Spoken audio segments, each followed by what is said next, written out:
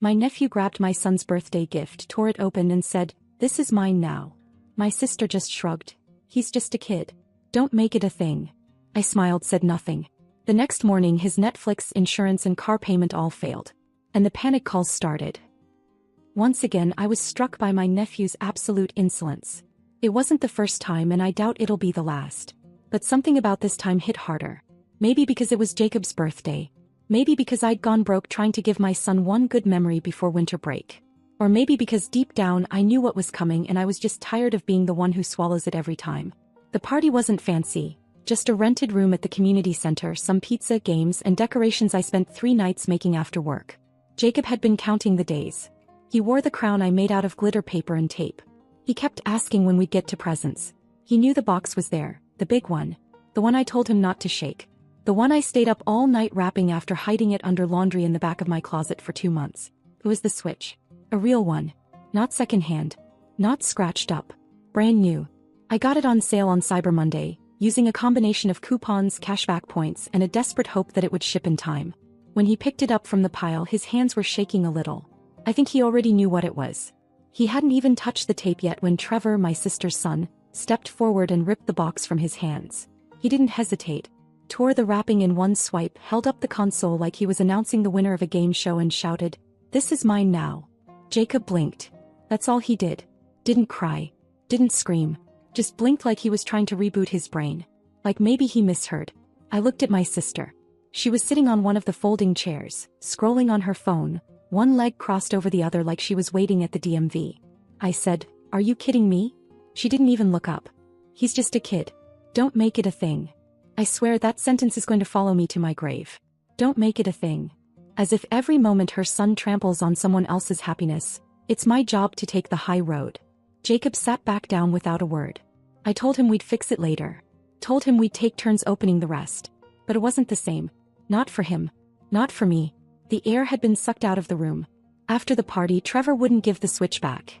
My sister kept saying, "Let him play with it for a few days. He doesn't have one at home."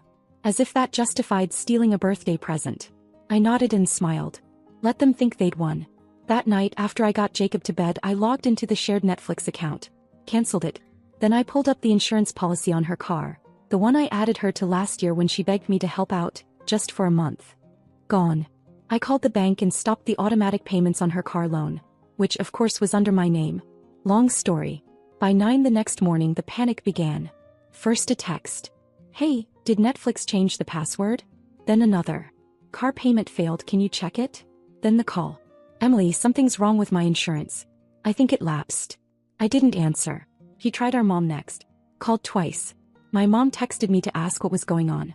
I just replied, "Ask her." I finally felt calm. Not angry. Not dramatic. Just done. They took from me for too long. Now it was time they learned what it felt like when things stopped working just because someone else decided they didn't owe you anything anymore. By the second day, everything started to unravel. Trevor had a tantrum when the Switch wouldn't connect to their Wi-Fi. My sister texted asking if I still had the receipt because it wasn't working right. I didn't reply. She followed it with, "I think it might be defective," which was a laugh considering it had worked just fine when Jacob tried it during setup before the party. Meanwhile, Jacob was quiet all morning before school. I asked if he was okay. He nodded. That's what hurt the most. He was trying to be okay so I wouldn't worry. He was trying to be me. By lunchtime I had 4 missed calls. 1 voicemail. She sounded breathless like she was winding herself up with every word, saying how unfair it was, how I was making Trevor feel unwanted, how I used to be more understanding. Then she landed the punch. If you can't forgive a child, maybe you shouldn't be a parent. That one hit harder than it should have. But I kept listening. The whole message. She didn't apologize. Not once. She just made herself the victim of a problem she created. Later that day my aunt messaged me on Facebook with the classic opener, "Hey sweetie, just checking in, red heart." I waited. 2 hours later she followed up, "Heard there was a bit of drama last weekend. Maybe you should talk to your sister and clear the air? Kids fight. Don't let it get in the way of family." I almost laughed. Then I typed out a message I knew would shut it down. She let her kids steal my son's birthday gift and then shrugged when I asked about it. No response. Then came the call from my mom. She was quiet at first, asking how Jacob was, if he liked school, if work was okay. I knew where it was going. She danced around it for 10 minutes before finally saying, "I just think maybe you're both a little upset right now. I didn't bother sugarcoating. I told her this wasn't a we both said things situation. This was years of her pretending not to see the way my sister operated. I reminded her how many times she'd asked me to help out when my sister came crying. Groceries, gas money, babysitting last minute because she needed a break. Mom went quiet, then said, we just don't want to take sides. Right, because they couldn't afford to. A few months ago they'd come to me privately, said they were drowning in debt. Credit cards, medical bills, whatever it was, I didn't ask questions. They asked for $10,000. Said they'd pay it back in 6 months. I wired it the same day. No, they wouldn't even say my name in front of my sister. Because they couldn't risk upsetting the one person keeping their financial secret buried. I stopped answering calls after that. I focused on Jacob. We spent that weekend building forts in the living room and eating pancakes at midnight. I let him use the switch when he wanted, but mostly he just wanted to talk. I could tell he was still hurt. But he also seemed relieved that Trevor wasn't around. Then Friday night at 9:43 p.m., I heard a knock on the door. It was my sister standing on my porch holding the switch in one hand and some kind of store-bought cookies in the other. She looked like she expected praise for showing up. Said Trevor didn't want the console anymore. Said she thought maybe we should just put it behind us. She kept using words like misunderstanding and blown out of proportion. But she never said sorry. Never once admitted she was wrong. He tried to hand me the switch. I told her to keep it. She looked at me like I was joking. I told her she could explain to Trevor why his console didn't come with free Wi-Fi or support. I told her I wasn't paying for anything anymore. No more bills in my name. No more favors. No more calls at midnight because her car won't start or she forgot to buy milk. She wanted full custody of the mess she raised. Now she had it. She stood there for a second like she didn't know what to do. Then she left. No goodbye. No reaction. I watched her drive off. Then I locked the door. And for the first time in years I didn't feel guilty. I felt free. For a moment it almost seemed like things had gone quiet. My sister stopped texting. Trevor hadn't been mentioned. No surprise visits. No backhanded group messages. I thought maybe she was actually embarrassed. Maybe something finally got through to her. I should have known better. Started with my mom texting me a photo of some hotel room. Ocean view. Champagne in a bucket. I thought she'd sent it to the wrong person. Then she followed it with, guess where we are? Red heart, red heart. I didn't answer. A day later another photo. This time it was Trevor in a pool wearing neon goggles and throwing up a peace sign. The caption said, he's having such a good time. So I said nothing. But it was sitting in the back of my brain like a slow drip of water onto a nerve. Something wasn't right. They weren't supposed to be on vacation. They were supposed to be paying me back. When my parents borrowed the $10,000, it wasn't dramatic. They sat me down, told me they needed help with debts, were too embarrassed to ask anyone else. I didn't hesitate. I told them to take what they needed and pay it back by Christmas. I even put it in writing, but it wasn't a legal agreement. Just a family thing. And now, suddenly, they were sending me tropical selfies while dodging the one thing they promised me. I checked my bank account the next morning. Not out of paranoia, just a routine thing. I had a separate savings account where I'd been keeping the money they were supposed to repay. It was where I kept extra padding, in case of emergencies. I looked at the balance and stopped breathing for a second. It was empty. $10,000. Transferred out. At first I thought I'd made a mistake. Wrong account. Wrong filter. I checked the transaction history. The money had been moved 2 days earlier. Not withdrawn, transferred. To an external account. Not mine. I called the bank immediately. They confirmed the transfer and gave me the name on the receiving end. It was my sister. That's when I realized how deep this went. She didn't just convince my parents to use the money on a vacation. She convinced them to give her access to my savings. Or maybe they transferred it themselves. Either way, the money I lent to help them survive had ended up in her hands. And she was currently sipping daiquiris by a pool somewhere with a kid who stole my son's birthday. I called my mom. She answered, cheerful at first, then confused when she realized it was me. I asked one question, where's my money? Her voice dropped. She said, we were going to tell you. I hung up. An hour later she sent me a long text. Said they'd given the money to my sister because she was going through a really difficult time. Said she needed the vacation for her mental health. Said Trevor had been having behavioral issues and she thought this might help reset things. I didn't even get angry. I was past that. I was cold. I called a lawyer that night. Told them everything. The loan. The messages. The transfer. Every single detail. He asked if I had a copy of the text where my parents acknowledged the debt. I did. He said it would be enough. Then a twist I wasn't expecting. The lawyer asked if I wanted to file for more than just the repayment. I said, what else could I even get? He said, you've been covering her car insurance, car loan, and several shared accounts for over a year. You have proof. You could pursue reimbursement. It hit me like a punch. I had been funding her life, slowly bleeding money for years. And I never once considered that I had the right to ask for it back. He'll know. So I said yes. My lawyer filed a formal demand letter the next morning. Sent it to my parents and my sister. It spelled everything out: the loan, the misuse of funds, the car payments, the account access. It gave them 10 business days to return every cent or face legal action. By noon my phone was lighting up. My sister called 3 times. Left a voicemail saying I was ruining her life. My mom texted saying, this isn't how family handles things. And my dad finally chimed in with, let's talk this out before it gets worse. But it was already worse. They crossed a line and I wasn't dragging myself across it to fix what they broke. They had 10 business days. 10 full days to respond, to do the right thing, to return the money they stole. And instead they used that time to pretend like nothing happened. My sister kept posting photos of herself and Trevor in beach chairs, drinks in hand, matching sunglasses, captions like, just what we needed, sparkles. My parents meanwhile went radio silent. No texts, no calls, no offers to explain or fix it. Just silence. The kind that feels strategic. On day 11 my lawyer filed the claim. Small claims court. Nothing flashy. Just facts, dates, dollar amounts, and a thick packet of screenshots. Everything from my text conversations about the loan, to the banking transactions showing the unauthorized transfer to my sister's account. I included a copy of the agreement my parents signed when they took the money. Not notarized but very clear. They were served 3 days later. I found out because my sister went ballistic. She didn't call. She didn't text. She went straight to Facebook. Posted a 5-paragraph rant, tagging me in the most dramatic way possible, how she couldn't believe her own blood would sue her over a gift, how I had always looked down on her, how she was just trying to give Trevor one good memory before everything in their lives fell apart. She didn't mention the unauthorized access to my account. She didn't mention the $10,000 vacation funded by a loan meant to pay off my parents' debt. Just painted herself as some struggling single mom being attacked by her evil, bitter sister. What she didn't expect was the comment section. I didn't respond. But others did. People started pointing out things. Someone from her old job commented, didn't you say your sister paid off your car? Another said, wait, weren't you at Disneyland like a month ago? Even a distant cousin posted, so, she lent your parents money and you spent it on a resort. That's wild. I didn't know who told them what.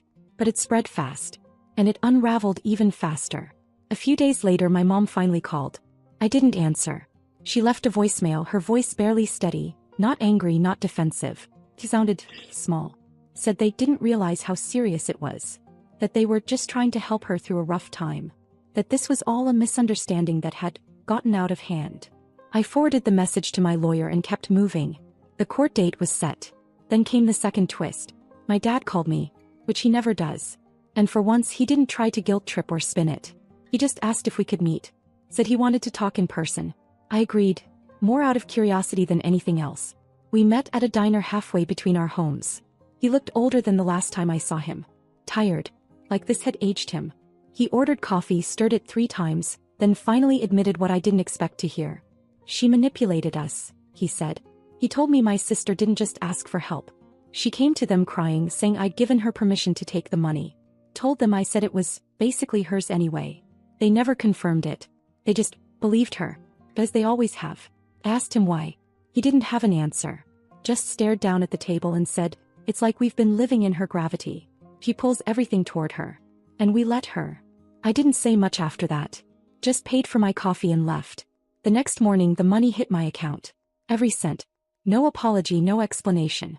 Just a clean transaction from my parents' joint account. My lawyer confirmed receipt. Case closed. But that didn't mean things went back to normal. That afternoon I sat down and wrote a single message. One for all of them. I got my money. That's all I ever needed. I'm done being your solution to her problems. Then I blocked my sister. Blocked my parents. Blocked anyone who came into my messages trying to explain, defend, or beg for reconciliation. I didn't want revenge anymore. I wanted absence. I wanted to finally stop being the one who catches everyone else's messes just because I know how to stay calm when things fall apart. They thought I'd cave like always. They thought I'd keep playing the role of the responsible one, the fixer, the bank, the babysitter, the therapist. They were wrong. The silence after everything ended was strange at first. Not peaceful, not yet. Just strange. Like walking through your house after a storm and realizing everything is still standing, but you're different now. You don't look at the walls the same way anymore. You see where things cracked. For the first time in years, my phone didn't buzz at 11 p.m. with some emergency that had nothing to do with me. No texts asking if I could watch Trevor, just for a few hours. No calls asking for money. No group messages pretending everything was normal while I was still cleaning up behind the scenes. Nothing. And then came the weird part. I didn't miss them. Not for a second. I didn't miss my sister's voice or her fake sweetness or her excuses. I didn't miss the way our parents always softened her chaos, called it a rough patch, or just her being emotional, or you know how she is. I didn't miss being told I was too serious, too cold, too harsh, just because I refused to pretend she wasn't hurting people. Jacob noticed it too in his own quiet way. He started drawing again. He started asking questions that weren't filtered through anxiety. One night while we were watching a movie, he leaned his head on my shoulder and said, "Can we just stay like this? Just us?" And I said, "Yeah, buddy. We can." But I'd be lying if I said they stayed away completely. It started small, mutual friends trying to check in. One texted me asking if I'd heard that my sister had lost her job. Another said they saw my mom at the pharmacy looking rough. I just kept saying the same thing, "I'm not involved." Then my cousin Rachel called. She's one of the few who always saw through the act. She said, "You know they're trying to spin this like you overreacted, right?" I told her I didn't care. But it stuck with me. Not because I wanted to fix it. I didn't. I was past that. But because I couldn't believe that even after being caught, after stealing from me, lying to me, blaming me, they still weren't embarrassed enough to disappear quietly. Then out of nowhere I got a letter in the mail. No return address. My name written in careful cursive on the envelope. I knew instantly who it was from. It was from my mom. 3 pages. All handwritten. I read the first 2 paragraphs while standing in the kitchen with the fridge still open. It wasn't an apology. At least not at first. It was mostly her explaining how torn she felt. How she didn't know how to parent 2 daughters so different. How she always felt sorry for my sister and guilty around me. How she thought I could handle things, so they always leaned on me because you were always the strong one, Emily. I almost laughed. But then came something I didn't expect her to say. She wrote, "We let her drown you so she wouldn't have to face the weight of her own mistakes. We leaned on you not because it was fair, but because we thought you'd never leave. And then, we were wrong. You did. And I respect that." She didn't ask me to call. She didn't beg me to come home for the holidays. She didn't even mention Jacob, which surprised me more than anything. Instead, she ended the letter with a line I'll probably remember forever. "I don't expect forgiveness. I only hope someday we can speak again, even if only to say goodbye properly." I folded the letter and slid it into the back of a drawer. I didn't throw it away, but I didn't respond either. Because it was too late. They thought I wouldn't walk away. That I'd keep bending, keep fixing, keep being the dependable one. The reality is, I didn't just stop talking to them. I stopped playing my role in a family that never actually made room for who I was. Jacob and I went on a small road trip the next weekend. Just the 2 of us. No big plan, just some snacks in the car and a few towns we wanted to visit. He brought his sketchbook and I watched him draw through the window of a cafe while it rained outside. He looked calm. He looked safe. I realized I'd never seen him like that when we were still part of the chaos. And I made a decision. I wasn't going back. Ever. Even if they apologized. Even if they cried. Even if my sister suddenly changed. I had given them everything. And the moment I set a boundary, they treated me like the enemy. No second chances. No quiet reintegration. They don't get access to the life I'm rebuilding. Not now. Not ever. I used to think that when you finally cut someone off, really cut them off, there'd be some dramatic final moment. Something big. Something loud. A slammed door, a screaming match, a meltdown. But in the end it wasn't like that. It was quiet. Just me sitting at the kitchen table, deleting the last message I ever got from my sister without even reading it. Then turning off my phone. Then never turning that number back on again. No one showed up. No one tried harder. That was the clearest message of all. The letter from my mom had been the last attempt. And even that wasn't a real apology. It was an explanation soaked in regret, written too late, after the damage was already irreversible. She wanted me to tell Jacob that his grandparents still loved him. That was the part that stung. Not because I didn't believe they did in their own broken way, but because she only thought of that love after everything else had burned down. It had been love, sure. But only as long as I played the role they wrote for me. I was never the daughter who got to fall apart. I was the one who held it all together. Who paid the bills. Who watched the kids. Who showed up when no one else would. And when I finally asked to be treated like a human being with limits, they made me the villain. After the lawsuit ended, after the money landed back in my account, after I'd blocked them all and burned the bridge behind me, something strange happened. My life got quiet. Not empty, just quiet. The absence of their chaos didn't leave a hole. It created space. Space to focus on Jacob. Space to laugh without watching the clock. Space to go to bed without waiting for someone to ask for something at midnight. Space to just be. We started taking walks in the evening just around the neighborhood. Jacob talked more than usual. Not deep stuff, just things about school, bugs, a weird dream he had about a talking chair. But I could tell he felt safer. Like he wasn't waiting for Trevor to show up uninvited and take over his world. One day he said out of nowhere, "I don't want to go back to how it was before." I asked, "What do you mean?" He looked at me and said, "When we had to share everything. When it was always loud. I like it now." It was such a simple sentence. But I felt it in my chest. That was the moment I knew I'd made the right choice. Not just for me but for him. And it wasn't just Jacob who changed. I started sleeping better. I stopped budgeting my time and money around other people's emergencies. I started cooking again for fun. Reading again. I even took a weekend trip to the mountains. Nothing fancy, just a cabin and a couple of books. It was the first time in 8 years I'd gone somewhere without needing to check on someone else. I think the hardest part wasn't letting go of them. It was letting go of the idea that one day they'd finally see me. Finally say, "Thank you." Finally say, "We were wrong." That moment never came. Probably never will. But I've stopped needing it. Some people never admit they were wrong because it would cost them the illusion that they're good. And when they've built their whole identity around being misunderstood instead of being accountable, they can't afford that cost. I paid it for them for years. Now they can carry it themselves. And I won't lie, sometimes I still get tempted. A birthday will come up. An old photo will show up in my phone. I'll wonder, are they still telling the same stories? Do they still believe them? But then I'll watch Jacob laugh at something silly on TV, or see him sleeping soundly with his arm around the stuffed toy I almost threw away during one of our lowest weeks, and I remind myself, this peace, this normal, boring, beautiful life, is the result of 1,000 small, hard choices. And I'd make every single one again. I didn't cut them off to be cruel. I did it to survive. And now we're not just surviving anymore. We're finally living.